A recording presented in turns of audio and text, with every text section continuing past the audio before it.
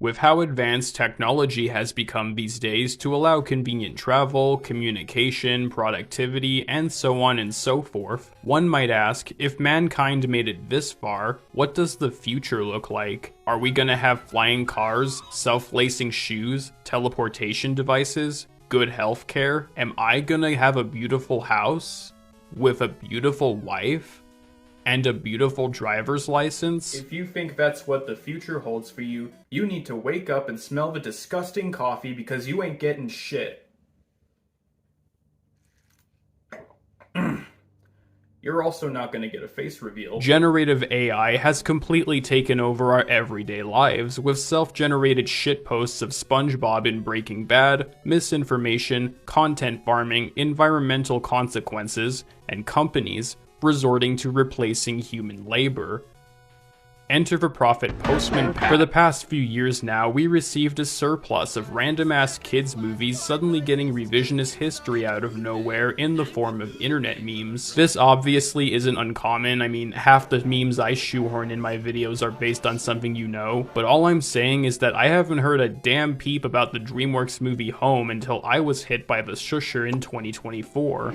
In many ways, these memes become widespread enough for people to actually watch the film they're from, and in some cases even having a newfound appreciation for it in a "I'm tired of pretending this isn't good" kind of way, lest we forget the cinematic icon that is Bob from Monsters vs. Aliens. However, today's movie isn't like the other girls, it more so prophesized than revisionized, something that the current landscape of media is suffering from. And what better movie to fit with my thesis than The Terminator, but that's not for kids, so a close second to that is the topic of today's video, Postman Pat, the movie. Based on the classic British stop-motion series, this movie existed. It wasn't a hit, it wasn't a failure, it just came and went.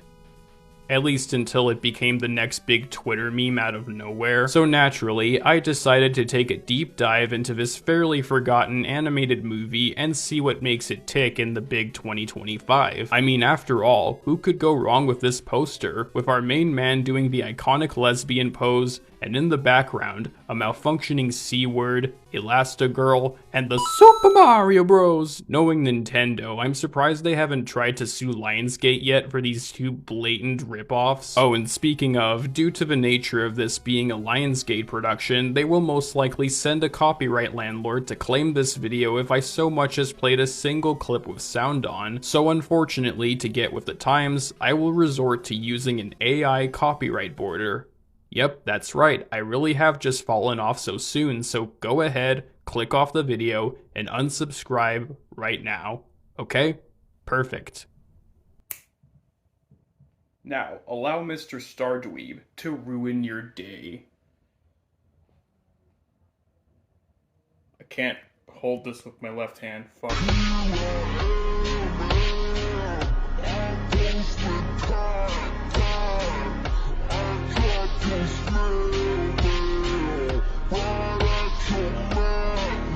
Peak Cinema opens with enough logos to make a Family Guy cutaway gag until we get an epic instrumental cover of that iconic theme song. Hey, wait a minute, freeze frame.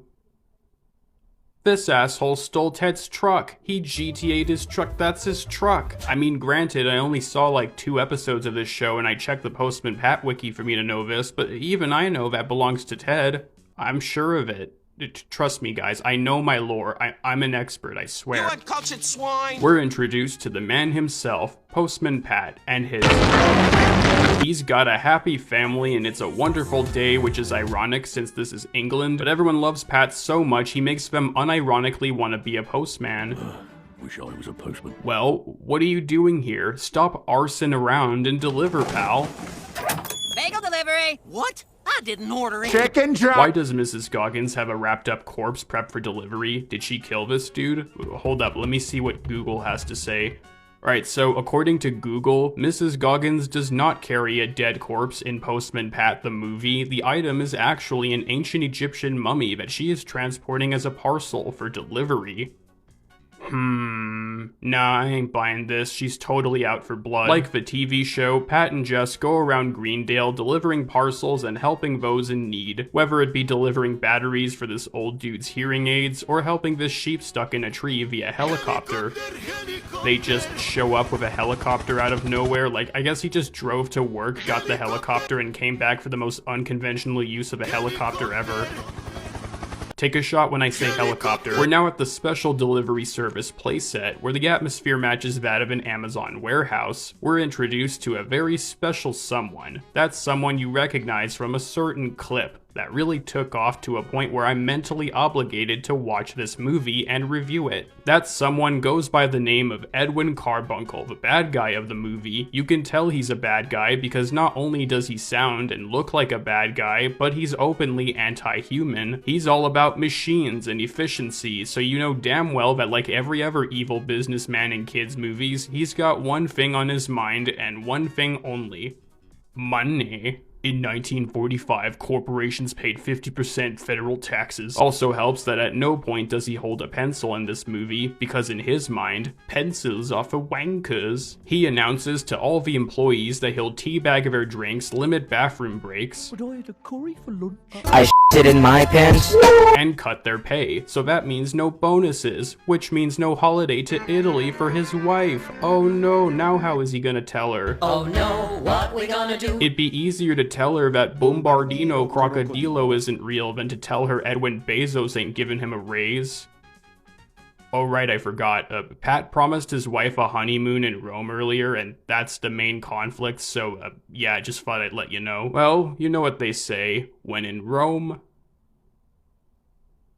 I'm kicking myself in the foot right now because this would have been the perfect transition for a Factor sponsor. Actually, they watch a blatant parody of the X Factor hosted by none other than Simon Cowell, except it's not Simon Cowell, it's the medic from Team Fortress 2, creatively named Simon Cowbell, who unfortunately is not a cow. Just like yo mama. Oh my god, it's the guys from the poster. Up next, all the lessons and work are about to be... Josh, try to remember why we're here. What would I be today if I wasted my life playing video games? Oh no, don't grab Ron like that, you sick bastard. Certified lover boy, certified. Pat decides to participate in the X Factor as one of the grand prizes just so happens to be a free trip to Italy. So as you can probably imagine, the whole village auditions for the contest, including Ted, who unwillfully got his truck stolen earlier. Folk have often said how much I look like Michael Bublé. With Cardi B. Justin Bieber, you want to be. No way, not one but two references to Canadian celebrities in a movie made by British? Boy, am I honored. Except, why Justin Bieber? Do you want to get a DUI? No matter the performance, whether it be Train Lover, Spit and Bars, Shakespeare, or Chicken Stars, Simon here isn't impressed by any of them, leaving one last talent by Mr. Clifton himself. My ding-a-ling, I want you to play with my ding. Hey, that's not his voice, get that out of here.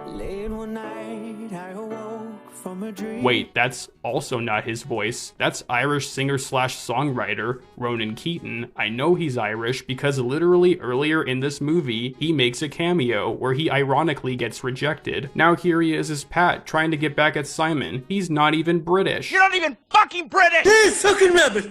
Them dirty old cunts fucking shade fucking there! Dude, I wonder if out of context Simpsons couch gags watched this movie yet. I'm kind of curious. In all seriousness, the song is actually pretty good, and it's accompanied by a very sweet montage of how he got into married life in his uniform. Do you guys think he had that born with the uterus? And for all the hardcore Postman Pat heads out there, we even see how he got just the cat, and it's super wholesome. Wait, hold up, go back.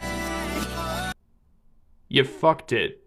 You completely you had one job. It makes sense you're a postman, Pat, because you know how to deliver. Pat becomes an overnight sensation thanks to his golden pipes, prompting his boss and the Jeff Bezos wannabe to discuss press tours, and I shit you not, there's a joke where within less than a day since his performance, they already designed, approved, and manufactured Postman Pat merchandise, and are even developing a TV show within the movie based on the TV show. Christopher Nolan would never. Think of it like that one joke in Spaceballs, with the key difference being that some of this merch is actually real. Yes, even this posthumous Prime toy here is based on the real-life action figure. This is a real product. All of this, yet he's not even in Fortnite yet. Do you realize how fried servers would be if they had Postman Pat hit the gritty? Look, all I'm saying is that if Postman Pat were ever in 0 hour, it would have been peak. He could just be fighting against the storm guy, and he would be driving the DeLorean and fighting alongside King Kong and Homer Simpson. And this is where things get interesting. Pretty soon you'll see why this random kids movie became the next big Twitter meme, and it all has to do with this guy. Remember how I said he was anti-human? Well, he constantly announces that he'll pull a Duolingo on the workers, so to enact his evil businessman plan, he invents a robot version of the beloved Postman to briefly take his place. That's right, he's replacing a hard-working British man with a clanker. Yeah, I fucking said it, clanker. Dirty fucking clanker. Think of your friends at the sorting office. Think of Bill. Oh wow, a robot cat. I wonder what joke I could make about this design. They take Pat and Jess to London, where he's being interviewed alongside his competitor Ron Weasley playing Donkey Kong Bonanza on the Switch 2.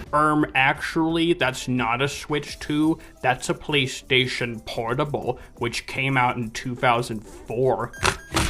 But the only nut he's playing with outside is Wilf, who really doesn't like Pat, so much so that he actively stalks him to see what makes him tick. And what makes him tick? The fact he had the voice of a fucking angel. Oh, okay, so he does have ties to the gaming industry. Yet he's still not in Fortnite. We get a montage of the one-hit wonder being torn between making all these public appearances and spending time with his family, whilst Postman Tap goes around town delivering fake letters and trolling the community, and the Scottish guy is thinking he should do something about it by trying and failing miserably to catch the Roadrunner, resulting in an arrow in his butt crack and also this. Okay, so it turns out the song I was using got my video copyright claimed. So this is, it was a Carpenter song, Close to You to be exact, and it was at the part, it was referencing that tweet where he gets fucking run over by the van. Elsewhere, Sarah worries that all this fame might go to Pat's head, but we all know he just wants to win a free trip to Italy for her, except she doesn't know that yet. You know, in hindsight, keeping this a secret wasn't the best idea. He tries to tell her the truth, but goddamn Edwin here interrupts and pulls that whole "you have to let him go" crap just to get her to leave. But we already knew he was a lying tosser, so he tells Pat, Mr. Carbuncle, where's Sarah? I don't know. Well, she did say she had other things to do. You know how women are. Personally, I prefer women generated by Blush AI dating simulator. Come on, you'd know he'd be into that. He doesn't even like real pussy. Why else would he kick Jess out, besides calling bullshit on him? Why does he look like a character from Dougal? The avatars actually disagree with you, set boundaries, and even go offline like real partners would. The privacy angle is solid. They don't store your chat history, which matters if conversations get intimate. He's so sad that I guess he walked all the way back to Greendale. I could have sworn you were in London. Pat's son finds him and they notice the residents complaining that Pat is acting a little bit bad to the bone. Bad to the bone.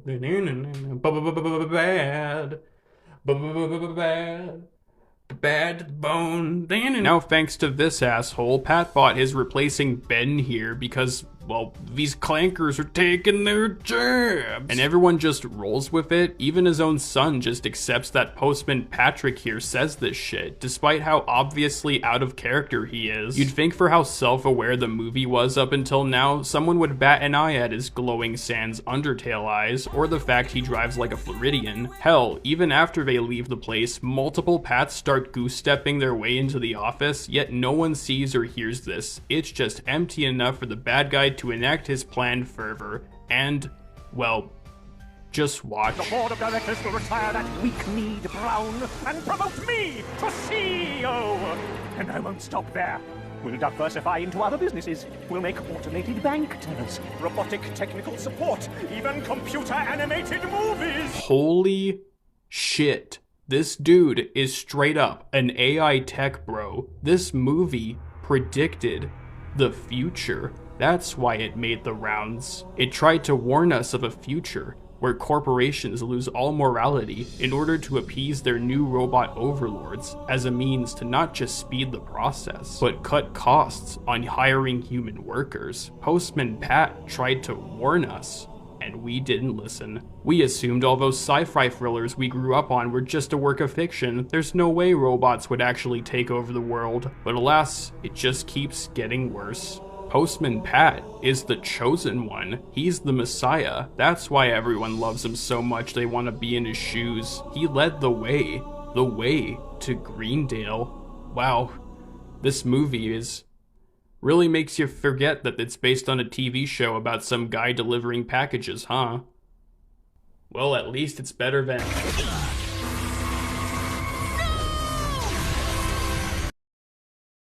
Oh my god, it's the outfit, he's gonna do the thing, but oh no, it's a third act misunderstanding, and now Pat feels he's a really sad man.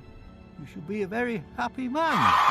Absolute cinema. By the way, I failed to mention this, but Mr. Brown here, he's played by Madame Gasket, so congrats on his transition. Oh, for the love of fucking Jesus, now Ben's seeing all these metal Pats driving around. Jess also spots him and they follow the van to the sorting office, where the dude who's just one upside down letter away from spelling man, I love fries, traps them dirty clankers in a box where they belong. You need to be willing to stop at nothing to make it in showbiz. I learned that from Hannah Montana. Is there a Postman Pat version of Wrecking Ball? He busts it wide open so he fails No Nut November. I love how this box just explodes without the cat even touching it. Bro is just aura farming. He grabs a magnet and they finally figure out that he's a fake postie. It sings Daisy Bell before rebooting itself, leading Jess to follow him to his helicopter. Meanwhile, Pat's alone and about to lose all the good things in his life and decides to call the whole thing off to Jeff Bezos. He's tired of singing the same songs he's known since that day, so an imposter takes his life away, locking him in a room to decay. Until Jess rescues him because the jackass forgot to close the window. Wow, that's an ugly transition. They just fade the background first and then the character model. Actually, the movie does this quite a few times, and unfortunately, this attempted symbolism kinda looks like ass when it happens more frequently than normal. Again, it works sometimes for symbolism, but like, this could have been an easy fix. Like, come on, man. Whatever the case, everyone finds out how they done took a filthy clanker in for their favorite postie, and they're all like, we gonna get Pat back. And here we are, the moment we've all been waiting for. It all led up to this, the famous Twitter song that, trust me, solos the entire K-pop Demon Hunter soundtrack. You might even say it's straight heat. Allow me to bless your ears with Really Happy Postman. Hello,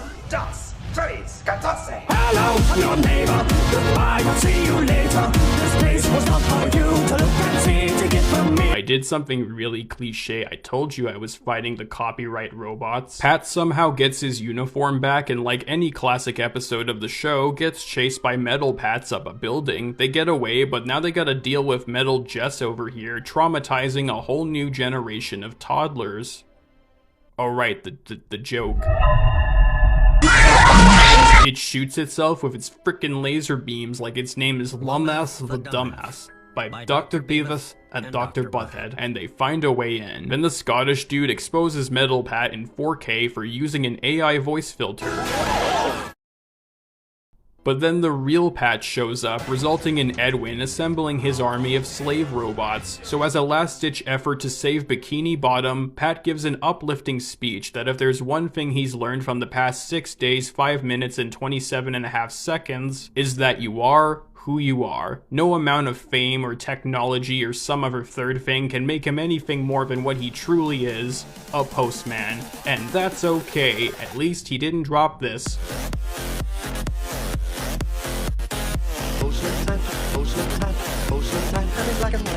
Okay, here's what he actually says. You'd think a postman would be better at sorting things, wouldn't you? You know what though, not gonna lie, that line went hard as fuck. Such a heartwarming speech that even makes the Scottish dude a good guy now. Though I do find it mildly funny that this entire speech is about family and yet Simon here feels any sort of emotions. I'll bet he's more willing to donate his wealth to Postman Pat than his own children. But that won't stop Bezos from being all about power and money and AI, so he gets his robots to corner them while the cat deals with the Verminator. He makes the Scottish dude sneeze the Wilhelm scream, falling from the ceiling, crushing Edwin's spinal column, causing him to drop his remote. And when all hope seems dire, Ron Weasley anticlimactically stops the robots with the click of a button. By the way, if you look closely, you can see that not only did Ron grab the bad guy's device, but then tosses it back to him, who proceeds to do nothing with it. Is bro stupid? No matter, there is no I in team, but there's a you and you're fired.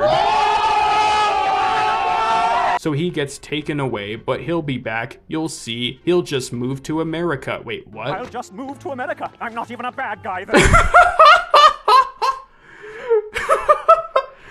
You did not just say that, bro. This dude is in cahoots with the US government. Oh my god. I'll bet you were on that client list too, weren't you, you sick fuck? Although, he's right, because 8 years later, he would later return to develop OpenAI's ChatGPT, and the cycle begins anew. For now, just as day isn't dawning, everyone in Greendale arrives fashionably late, and do what any children's movie would do after the villain gets brutally killed. A dance party ending. Fucking run. Am I the only one who forgot this whole thing was about Italy? And that was Postman Pat, the movie, directed by Michael Bay. Now, this would be a funny insert Linkin Park song here joke had it not been for this extremely brief fake article from earlier. According to said article, Postman Pat was apparently so popular from that single performance that he got a deal with two of the biggest filmmakers in Hollywood, which means in the Postman Pat timeline, Steven Spielberg and Michael Bay are real. A version of Transformers and Schindler's List are canon in Postman Pat. After all, everybody knows his bright red van.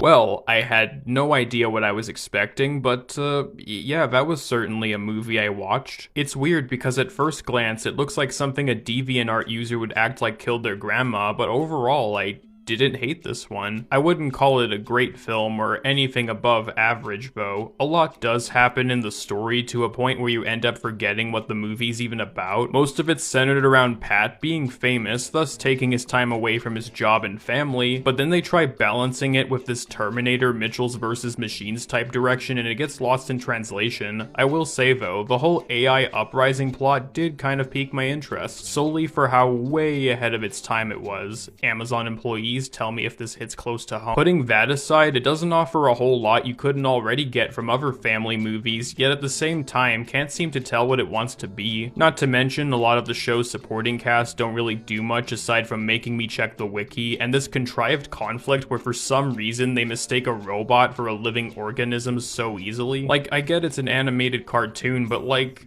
are they stupid? There's glowing eyes like right there, man. You don't see that? The animation's okay, albeit a little cheap at points, and it would have been neat if this film was actually done in stop motion like the series. At least I'd forgive the empty backgrounds a little bit. Like, Jesus, look at how empty this shit is. You could park a fucking spaceship here or something. Otherwise, nothing in this movie was necessarily insulting or bad. They at least try to be self-aware with its humor, and dare I say, while not every joke lands, there's some decently funny bits. The acting's pretty solid too. I especially liked David Tennant here quite a bit. Hell, even the main villain, for as by the numbers as he is as a whole, he's at his best when the actor absolutely goes to town on his vocal performance. And like I said, he unreasonably predicted just how desperate executives will get where they completely abandon human labor in favor of maintaining monetary status and efficiency and speed and all that stupid shit. So good on this movie for trying to warn us, predicting the future,